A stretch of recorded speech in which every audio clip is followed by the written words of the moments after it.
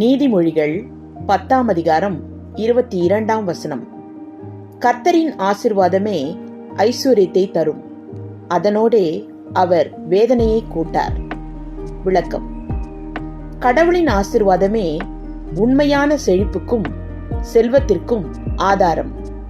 செல்வத்தோடு வேதனையை அனுபவிக்கிற பலர் இவ்வுலகில் உண்டு. கர்த்தரிடமிருந்து செல்வம் வருமேயானால் அது வேதனையின்றி இருக்கும். நியாயமான வழியில் கர்த்தரின் ஆசியோடு வரும் செல்வத்தையே நாடுவோமாக. ஆமென். Proverbs chapter 10 verse 22. The blessings of the Lord makes rich, and he adds no sorrow with it. Amen.